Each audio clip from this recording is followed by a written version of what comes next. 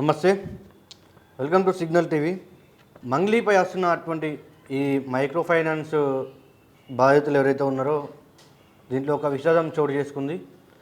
నిన్న దేవరకొండ కాన్స్టిట్యున్సీ, నల్గొండ జిల్లా దేవరకొండ కాన్స్టిట్యున్సీ భాగ్యతాండకు సంబంధించి రమేష్ నాయక్ ప్రధాన బాధితుడిగా చూసుకోవచ్చు. ఆ ఏరియాకి సంబంధించి దాదాపు ఒక 40 లక్షల వరకు డబ్బులు వాళ్ళ దగ్గర వీళ్ళ దగ్గర తీసుకొచ్చి పెట్టుబడి పెడతా అని చెప్పేసి మధు దగ్గర పెట్టుబడి పెట్టిందంట. అంటే దీంట్లో మధు ఇప్పటివరకు మనం మాట్లాడుకున్నాం, గతంలో కూడా సిగ్నల్ టీవీలో చూపించడం. మధుపై నిందితుడు అనే ఆరోపణలు వస్తున్నాయి. దాని మీద మధు నాయక్ కూడా వచ్చి ఇక్కడికి క్లారిటీ ఇవ్వడం జరిగింది కొన్ని విషయాలు. దాని తర్వాత మళ్ళీ ఇందులో ఉన్నది మధు నాయక్ ఒక్కడే కాదు, మధు నాయక్ ఆల్రెడీ అరెస్ట్ అయ్యారు, మనం కూడా చూసినాం. మధు నాయక్తో పాటు ఈ రమేష్ నాయక్ ఎవరైతే ఉన్నారో ఇప్పుడు నిన్న నైట్ స్ట్రోక్ వచ్చి చనిపోయిండు. ఈ రమేష్ నాయక్కి మధ్యలో రమేష్ నాయక్ డబ్బులు కట్టినప్పుడు ఈ మధు నాయక్ అనే కాకుండా, మధు రాథోడ్ కాకుండా మధ్యలో ఇంకా భీమ్లా నాయక్, అట్లనే మన బాలాజీ నాయక్ అని 2 నిందితుల పేర్లు వినిపిస్తున్నాయి. అంటే వీళ్ళు మధ్యవర్తులు మధుకి. ఇప్పుడు రమేష్ నాయక్ అనే బాధితుడు డైరెక్ట్ మధుకు కాకుండా ఈ మధ్యవర్తులకు కట్టిన డబ్బులు. ఇప్పుడు ఇదంతా పెద్ద చర్చగా మారినాక ఇప్పుడు డబ్బులు ఇచ్చిన వాళ్ళు ఇప్పుడు వీళ్ళందరూ కూడా, ఇప్పుడు వీళ్ళే కాదు, ఇంకా ముందు ఉన్న బాధితులు కూడా అందరూ కూడా డైరెక్ట్ ఎవరి దగ్గర డబ్బులు సొంతంగా ఎవరు తీసుకొచ్చి పెట్టలేరు ఇలా పెట్టుబడి. ఒకళ్ళు 20 లక్షలు అని చెప్పారు, ఒకళ్ళు 50 లక్షలు అని చెప్పారు, ఒకళ్ళు కొందరు కోటి రూపాయలు కోట్లలో ఇచ్చిన వాళ్ళు కూడా ఉన్నారు ఇలా.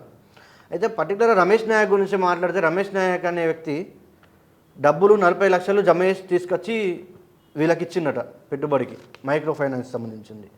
అయితే ఇందులో ఇచ్చినప్పుడు రమేష్ నాయక్ అనే అతను డబ్బులు వేరే వాళ్ళ దగ్గర నుంచి అప్పుకు తీసుకొచ్చుకుందంట. కొంతవరకు ఏదో మన కుదవ పెట్టి, తర్వాత బ్యాంకుల్లో పెట్టి అవి ఇవి లోన్లు తీసుకొచ్చి మొత్తం కలిసి పెట్టింది. వస్తాయని డబ్బులు వస్తాయని ఆశతో పెట్టిండు. దాని తర్వాత ఈ విషాదం అంతా బాగా చర్చనీయాంశంగా మారిన తర్వాత ఇప్పుడు ఈ బాధితులకు ఎవరైతే అప్పించిన వాళ్ళు ఉంటారో, అంటే ముందు అడిగితే ఎవరైనా ఇస్తారు, ఇచ్చిర్రు. అప్పుడు ఎవరికి దీని గురించి ఐడియా లేదు, ఎవరికి తెలియదు, ఏదో నమ్మకంతో డబ్బులు ఇచ్చి మోసపోతామని ఎవరం అనుకోం. ఇప్పుడు ఏదైనా, ఇప్పుడు మైక్రో ఫైనాన్స్ ఒకటే కాదు, ఏ పెట్టుబడి అయినా అని ఇటువంటి వచ్చిన దాకా ఎవరికి ఏం తెలియదు. అయితే మధు నాయక్ 40 లక్షలు తీసుకొని పోయి అక్కడ పెట్టిన తర్వాత ఇదంతా కూడా ఒక చర్చనీయాంశంగా మారిన తర్వాత ఈ రమేష్ నాయక్ ఎవరైతే ఇప్పుడు స్ట్రోక్ వచ్చి చనిపోయిండో ఆయనకు డబ్బులు ఇచ్చిన వాళ్ళు ఉంటారు కదా, వాళ్ళు అప్పించిన వాళ్ళందరూ కూడా రమేష్ నాయక్ దగ్గరికి పోయినంట. ఇంకా ఇదంతా ఇక పెద్ద చర్చనీయాంశంగా మారింది. డబ్బులు మాకు వస్తాయో లేదో, ఇప్పుడు ఎవరికైనా డబ్బులు ఇచ్చిన వాళ్ళకి ఎవరికైనా బాధనే ఉంటాయి, ఇబ్బందే ఉంటుంది. అయితే ఈ రమేష్ నాయక్ తోటి ఇంకా మిగతా బాధితులు, దేవరకొండ కాన్స్టిట్యున్సీకి సంబంధించిన బాధితులు, ఇందులో గిరిజన వాళ్ళు ఉన్నారు, మిగతా వాళ్ళు ఉన్నారు, అంతా ఒకటే సామాజిక వర్గానికి చెందిన వాళ్ళు, అంటే మధు నాయక్కి దగ్గర వాళ్ళు కూడా ఉన్నారు. వీళ్ళంతా ఏం చేశారంటే నిన్న బాధితులు ఇంటికి పోయారు, బాధితులంతా కలిసి నిందితులు ఇంటికి పోయారు. ఈ బాలాజీ నాయక్, మన భీమ్ల నాయక్ ఎవరైతే ఉన్నారో వాళ్ళ ఇంటికి పోయారు. వాళ్ళ ఇంటికి పోయి అడుగుదామని చెప్పేసి వాళ్ళ ఇంటికి, ఇప్పుడు ఈ రమేష్ నాయక్కి ఇబ్బంది వచ్చి పడ్డది, ఇప్పుడు ఈ బాకీలు అందరు వచ్చి ఇంటికాడ కూర్చుంటున్నారు, ఇంటికాడ గొడవ చేస్తున్నారని వీళ్ళంతా బాధితులు కలిసి ఇంటికి పోయారంట. ఈ భీమ్లా నాయక్, బాలాజీ నాయక్ వీళ్ళు ఇంటికి వస్తే అక్కడ ఇంటికాడ ఎవరు లేరు. ఈ మధు నాయక్ అరెస్ట్ అయినప్పటి నుంచి దాదాపు ఈ టీం అంతా ఇప్పుడు ఎవరైతే ఇందులో పాల్పడ్డవారు ఉన్నారో, మైక్రో ఫైనాన్స్ ద్వారా డబ్బులు కలెక్ట్ చేసి ఈ మధు రాథోడ్కి మధ్యవర్తిగా ఉన్నటువంటి వాళ్ళు ఎవరైతే ఉన్నారో వాళ్ళంతా కూడా అబ్స్కాండ్ అయిపోయారు మ్యాక్సిమం. ఎందుకంటే రేపు మాపు మమ్మల్ని కూడా తీసుకపోయేదాకా తెలియదు అని చెప్పేసి. ఇలా మధు రాథోడ్ మీద ప్రధానంగా వినిపించే ఆరోపణలు ఏంటంటే, ఇప్పుడు మనము అరెస్ట్ అయ్యారని చెప్పేసి చూసుకోవచ్చు, కానీ అరెస్ట్ అయ్యింది కూడా ఒక ట్రాప్ కావచ్చు. అంటే పక్కా పోలీసులు అతన్ని అరెస్ట్ చేసి అతని మీద కేసు నమోదు చేసి దర్యాప్తులు చేస్తున్నారా అంటే ఇదివరకు ఏది బయటకు రాలేదు. ఇప్పటివరకైతే మధు అరెస్ట్ అయిన కాడ నుంచి మధుని తీసుకుపోయి విచారిస్తున్నాము, లేదంటే ఏదైనా సేకరిస్తున్నాము, మధు దగ్గర నుంచి ఏదైనా రాబడుతున్నాము అంటే పోలీసులు ఇంతవరకు అయితే ఏం అప్డేట్ చేయలేరు, ఏదో హఠావుటిగా తీసుకుపోయి పెట్టేసారు.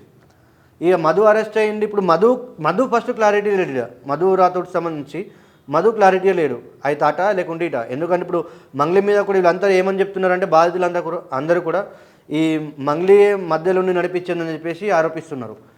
ఇప్పుడు బాధితుల తరపున ఎవరు ఉంటారు? ఇప్పుడు చూడంగా ఒక ప్రాణం పోయింది, ఆయన హార్ట్కే తీసుకున్నాడు, డైరెక్ట్ హార్ట్ స్ట్రోక్ అని చెప్తున్నారు. ఇంకా పూర్తి వివరాలు తెలియాల్సి ఉంది. ఎందుకంటే కొన్ని లక్షలు కదా, ఇప్పుడు వేలు కాదు, ఇది కాదు, లక్షలు కోట్లు ఉన్నాయి ఇంట్లో. ఇవన్నిటికి ఎవరు బాధ్యులు?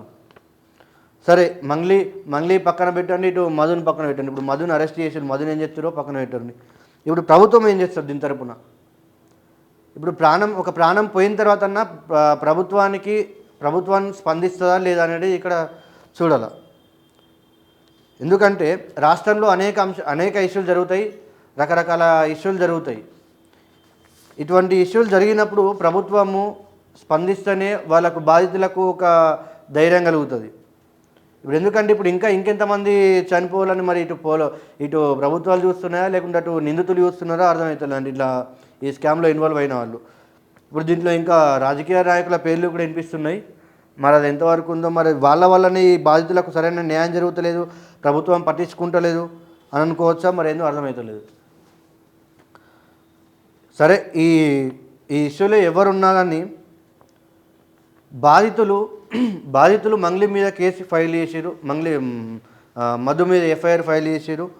మధు మా దగ్గర నుంచి డబ్బులు తీసుకున్నాడు, పెట్టుబడులు పెట్టిస్తా అని చెప్పేసి మధు మీద ఎంతవరకు విచారణ స్టార్ట్ చేసారు పోలీసులు, ఆ విషయం తెలియాలా. దాని తర్వాత మంగ్లీ ఎవరిని అడిగినా ఇప్పుడు మంగ్లీ ఇన్వాల్వ్మెంట్ ఉంది అంటున్నారు. కానీ ప్రధానంగా మంగ్లీకే ఇచ్చినట్లు, మంగ్లీ దీంట్లో ఉన్నట్లు ఏ ఒక్క నిందితుడు కూడా వెళ్ళి కేసు చేయలేదు. దాని తర్వాత ఎట్లా ముందుకు పోతుంది కేసు? మంగ్లీ కూడా స్పందించాడు, ఎట్లా స్పందిస్తుంది?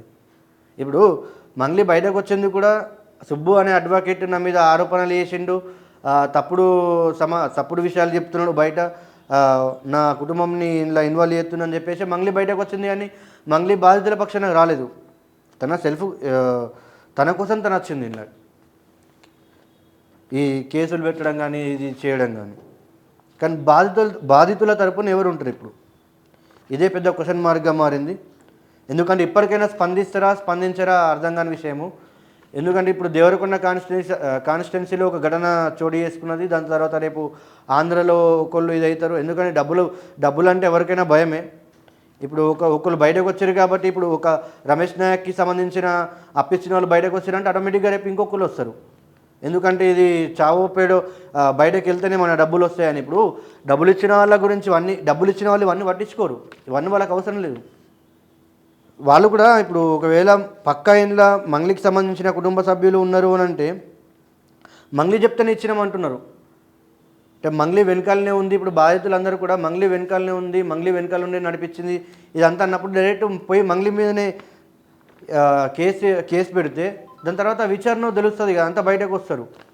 కానీ అదేం జరగట్లేదు. ఇటు సుబ్బు అడ్వకేటు, ఇటు హేమకాంత్ రెడ్డి, ఇటు మధు. ఇప్పుడు మధు లోపలకు పోయింది, ఎట్లాగో చూడాలి ఎంతవరకు అవుతుందో. కానీ ఇది ముమ్మాటికి ఈ రమేష్ నాయక్ ఎవరైతే స్ట్రోక్ వచ్చి చనిపోయిండో ఇది ముమ్మాటికి ప్రభుత్వ హత్యే. ఎందుకంటే ప్రభుత్వం స్పందించాలి. ఇప్పుడు రాష్ట్రంలో ఏమేం జరుగుతుంది, ఇప్పుడు ఇది లక్షల విషయం కాదు, చిన్న విషయం కాదు, ఇది కోట్ల స్కామ్ అంటున్నారు. ప్రభుత్వం ఒక అడుగు ముంగడికేసి మరి ఏంది ఈ కేసుకి సంబంధించిన విషయాలు ఏంది, దీంట్లో ఎవరు బాధితులు ఎవరు నిందితులు అనేది ఒకటి ఆలోచించాలి కదా. ఎందుకంటే దీంట్లో ఉన్నది సెలబ్రిటీ ఇన్వాల్వ్మెంట్ ఉంది, దీనిలో మంగ్లీ ఇన్వాల్వ్మెంట్ వచ్చింది. మంగ్లీ చెప్పలేదు కదా బాధితుల తరపు, మీడియా ముఖంగానే మంగ్లీ చెప్పింది. కానీ నేను బాధితుల పక్షాన కంపల్సరీ నేను పోతా, నేను పై అధికారులతో నా స్థాయికి తగ్గ అధికారులతో నేను మాట్లాడతా అని చెప్పి ఎక్కడ పోయి మాట్లాడట్లేదు. ఎందుకంటే మాట్లాడితే ఇంతవరకు వచ్చేది కాదు. ఇప్పుడు ఈ సామాన్య ప్రజలు ఇప్పుడు వీళ్ళు డబ్బు కట్టి మోసపోయారని చెప్పేసి వీళ్ళు ఈ బాధలు ఉన్నారు. వీళ్ళు ఇంకో దగ్గరికి డైరెక్ట్ ఉన్నతాధికారుల దగ్గరికి ఎట్లా పోగలుగుతారో పోలేరు కదా. ఏదున్నా ఈ అడ్వకేట్లన్నీ పట్టుకొని ఫైట్ చేయడమే తప్ప. కాబట్టి ఇప్పటికైనా ప్రభుత్వం స్పందించాలా, దానిపైన కరెక్టు దాంట్లో ఉన్న ఆ కేసులో ఉన్నటువంటి అన్ని ఆధారాలన్నీ బయటకు తీసుకొచ్చి మరి ఎవరికి డబ్బులు కట్టిరు, ఎంత కట్టిరు, మరి ఏ కంపెనీకి సంబంధించి కట్టిరు, ఇందులో వాస్తవం ఎంత అవాస్తవం ఎంత, ఈ మధు అనేటి వ్యక్తి పాత్ర ఎంత ఉన్నది, ఇటు హేమకాంత్ రెడ్డి పాత్ర ఏంది, అసలు మంగ్లీ చుట్టూ తిరుగుతున్నది ఈ మంగ్లీ పాత్ర ఎంత ఇలా, దీన్ని అధికారులే బయట పెట్టాలా, దీనిపైన ప్రభుత్వాలే స్పందించాలా. ఇప్పుడు చనిపోయిన ఆయనకైతే ఏం చేయలేము, చనిపోయిన కుటుంబానికి అట్లీస్ట్ ఇప్పుడైనా ప్రభుత్వాలు చనిపోయిన కుటుంబానికైనా ఒక ధైర్యం కల్పించాలా. సో మనిషి ఎట్లాగో చనిపోయిండు రమేష్ నాయక్, మరి ఇప్పుడు ఆ కుటుంబంకి ఇప్పుడు వాళ్ళు 40 లక్షలు, ఇప్పుడు ఈ రమేష్ నాయక్ పోయినా ఇప్పుడు ఈ 40 లక్షలు ఆ కుటుంబం మీద అయితే పడతాయి. ఇప్పుడు రమేష్ నాయక్ చనిపోయినంత మాత్రాన ఇప్పుడు ఆయన చనిపోయింది కదా మా 40 లక్షలు ఏమున్నది పోనని ఎవరు ఇడిచిపెట్టారు. ఎందుకంటే డబ్బుల విషయం ఇది. మనుషులు పోయినా సరే కానీ డబ్బులు మాత్రం కావాలి. డబ్బుకే ప్రాధాన్యత ఎక్కువ ఉంది, డబ్బుకే విలువ ఉంది మనిషి కంటే ఈ సమాజంలో, తెలుసుకోవాలి అది. ఇప్పుడు రమేష్ నాయక్ పోయినంత మాటికి డబ్బులు అడగకపోవడం ఏమున్నది, కంపల్సరీ రమేష్ నాయక్ కుటుంబం మీద పడుతుంది ఆ భారం. ఇప్పటివరకు ఆ కుటుంబం, రమేష్ నాయక్ కుటుంబానికి ఈ విషయం తెలుసో తెలియదో, ఈ ఇష్యూలో ఆ కుటుంబం ఎంత ఇన్వాల్వ్మెంట్ ఉందో తెలియదు. కానీ ఇప్పుడు ఈ రమేష్ నాయక్ తర్వాత ఈ రమేష్ నాయక్ చనిపోయినందుకు అలా కుటుంబం బాధపడాల ఈ స్కామ్ తోటి. ఇప్పుడు ఈయన చనిపోయింది, ఈయన చాప్టర్ 8కి క్లోజ్. ఈయన ఎంత కట్టిండు, ఎవరు కట్టిండు, ఇప్పుడు ఈయన దగ్గర ఆధారాలు ఏమైనా ఉంటే అది కూడా నిలబడుతుంది కేసు, ఈయనకు వచ్చే డబ్బులు వస్తాయి. ఓకే, ఈయన చనిపోయిండు, ఈయన కొట్లాడిండు, ఈయన చనిపోయిండు, ఈయన నిందితుల దగ్గరికి తిరిగిండు, అన్నీ చేసిండు. కానీ ఈయన దగ్గర ఏమైనా, ఈ రమేష్ నాయక్ అనే వ్యక్తి దగ్గర ఏమైనా ప్రధాన ఆధారాలు ఉంటేనే, ఇప్పుడు ఫోన్పేనో లేకుంటే ఇంకొక ఏదైనా రాతపూర్వకమైన ఒప్పందాలు కానీ అటువంటివి ఏమైనా చేసుకొని ఉంటే ఈయనకు డబ్బులు వస్తాయి. లేదంటే నాకు తెలిసి ఇప్పుడు ఈ ఇష్యూలో ఇప్పుడు ఈ 100 కోట్లు, ఈ 40 లక్షలు కూడా ఆ కుటుంబానికి వస్తే రావో అని కూడా డౌటే ఉన్నది. ఎందుకంటే ఇప్పుడు ఆ కుటుంబం బాధపడాలి. ఇప్పుడు డబ్బులు వచ్చినా రాకపోయినా ఇయ్యాల రేపు అయితే రావు డబ్బులు. ఇది ఎంత ముందరికి పోతుందో లేదు. ఆల్రెడీ ఇది ఇప్పుడు కాదు, ఏళ్ళ నుంచి స్టార్ట్ అయింది, 6 నెలల నుంచి బయటకు వచ్చింది ఇది కుంభకోణము. ఇప్పుడు ఆ కుటుంబానికి ప్రభుత్వమే ఆదుకోవాలా, ఏదైనా ఒకటి చేయాలా. ఈ ఇష్యూని ఎక్కడికి ప్రభుత్వమే సాల్వ్ చేయాలా, లేకుంటే ఈ బాధితులంతా ఎవరైతే ఉన్నారో వీళ్ళకు ఒక మరణంతో స్టార్ట్ అయింది, ఇది ఎన్ని మరణాలకు దారి తీస్తుందో తెలియదు. సో ఇది మొత్తానికి ఈ దేవరకొండకు సంబంధించిన ఇష్యూ.